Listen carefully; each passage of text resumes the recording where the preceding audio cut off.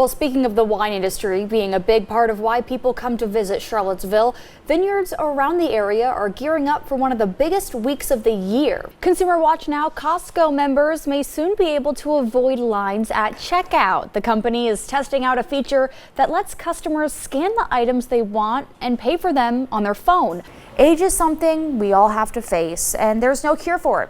But when does normal aging turn into something you should be concerned about? If you feel yourself slowing down a little, there are things that you can do to help. Charlottesville police also executed a search warrant this morning on Prospect Avenue in connection to an armed carjacking that took place last month. Inside Gaza, local officials say more than 50 people were killed yesterday while trying to collect food from a humanitarian aid site.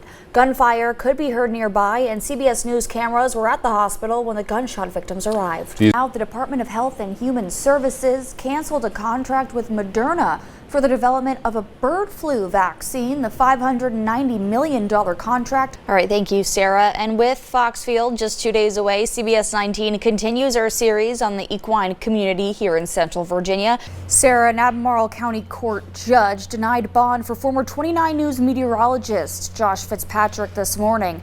A shooting in Orange County this afternoon. It happened on Route 3, and the sheriff's office there says there's no threat to the public, and the suspect was arrested. Police agencies all over the country, including Charlottesville and Albemarle County, are remembering their own who made the ultimate sacrifice. Coming up in your CBS 19 News at 4:30, a local real estate firm is excited about the return of 4th of July fireworks. Yeah, check out that new animation. You like that? Hold on, do not rope me into this. I will. No, There's videotape. No. There is video of me asking, and you can attest to this too. Play us out, AJ. There we go. Guys, you probably hear all of those horns behind me right now. That's because of this massive No King's Day protest here at the shops at Stonefield. I'm going to step out of the way so you can just see how massive this is. This is going all the way up and down Route 29.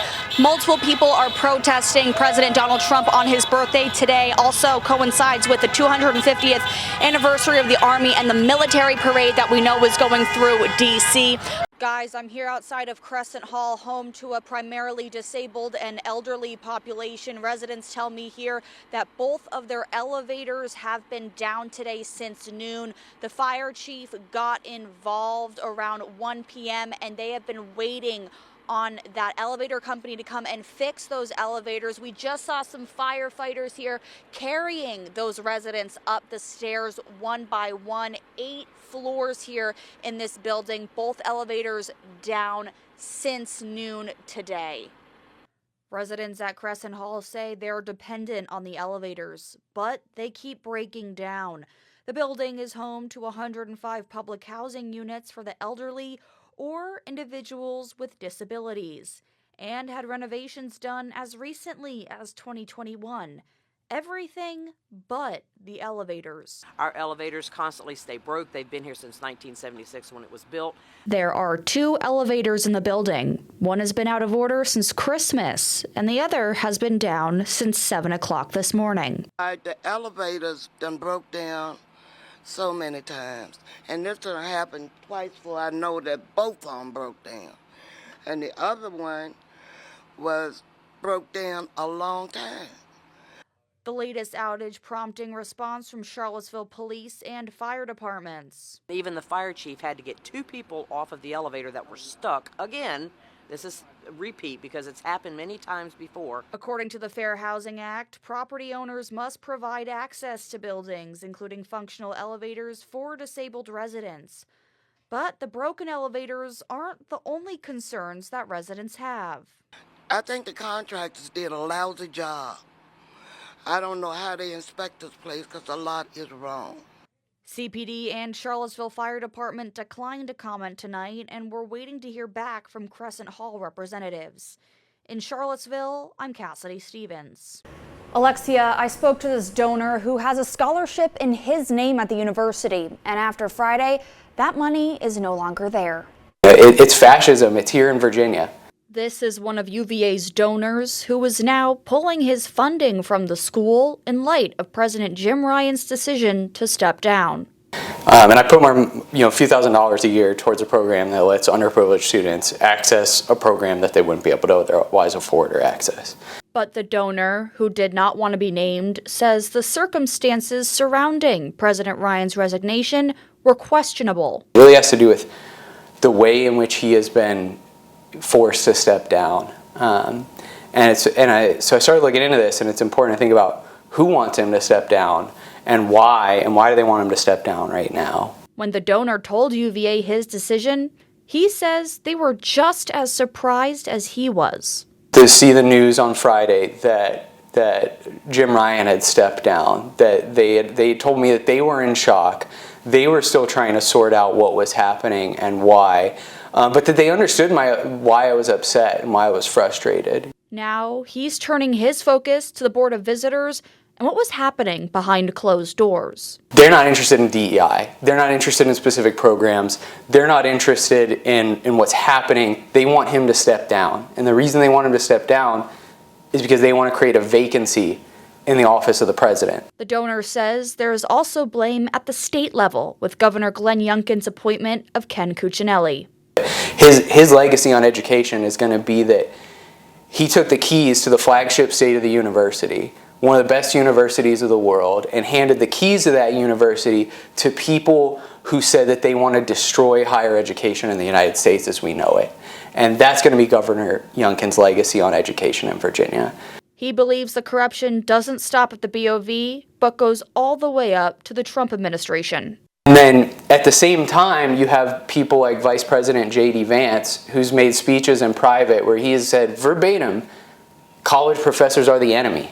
Now this donor is waiting to see what the school does next. And if they choose to do something reasonable, like appoint a university president who has experience at other universities, at top flight universities, as a commitment to science and facts and education, or if they try to appoint somebody whose only experience is in politics. Trying to go fast in Greene County? Hit the brakes. The Greene County Sheriff's Office is cracking down on speeders. So we noticed over the last couple of years that we started having more fatals more regularly in certain areas. So we started cracking down on the main roads where we were having those, and then we started having bad crashes and fatals on the secondary roads. Last month, the Sheriff's Office set up a speed enforcement initiative on Matthew Mill Road, and after just 3 hours, deputies issued 21 tickets. And a lot of it is people that aren't from the area, so they're not following our Facebook. It's out-of-towners that are driving through. I went on a ride-along with Deputy Reed Marchetti to see the traffic patrol in action. We pulled 7 people over and issued 6 citations in just 2 hours, with one person going 19 miles over the speed limit.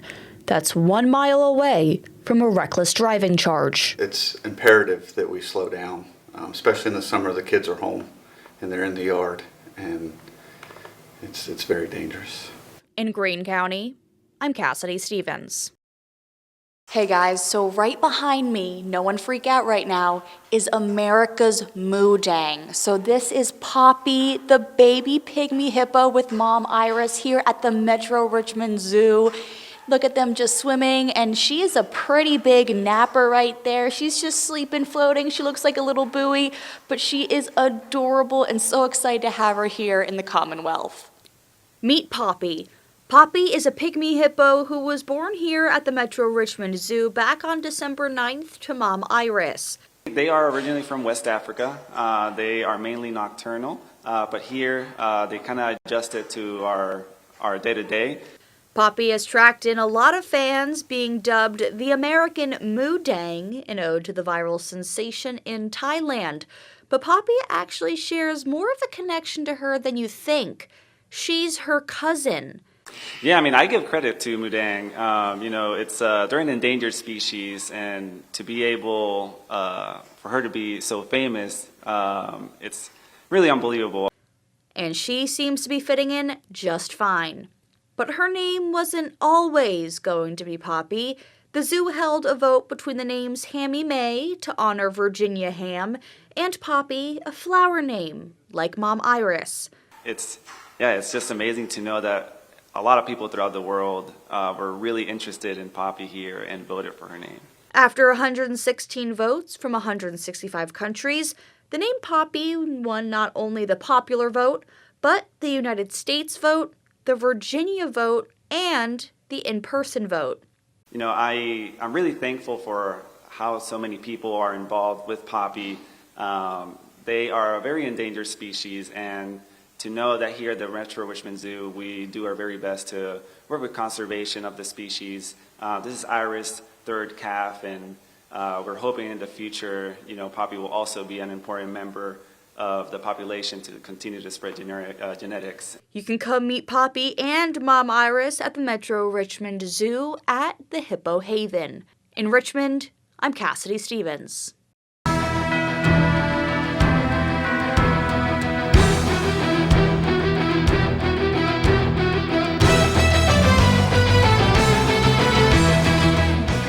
This record, came out 20 years ago, but this tour is the 25th different touring year we've been out. And it would have been 26, but we had COVID take us off for the 1 year. And we haven't done this particular show with the Lost Christmas Eve. I think it was 12 years ago, but I know it was over a decade ago since we've done that as the story in the concert. So it's a lot of fun. I mean, it's a great state all around. I know this area is really pretty. I wish I could see more, but we're only here for the day. We don't have I call this is our last day off of the tour. And I call that because we have one show tonight. And then from here on out, the last 16 shows happen in 8 days.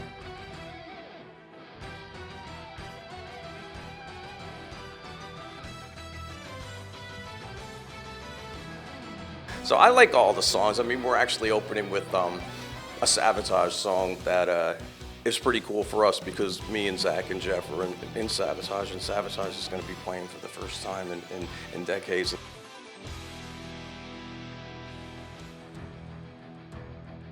This never gets old for me. I'm the luckiest person alive. I mean, this is where I feel like I'm me. I'm not a shy person, but it takes a lot for me to get out of my shell. So for me to go in front of 10,000 people is a lot more natural than 10. So I just enjoy it. That's where I feel like I'm myself.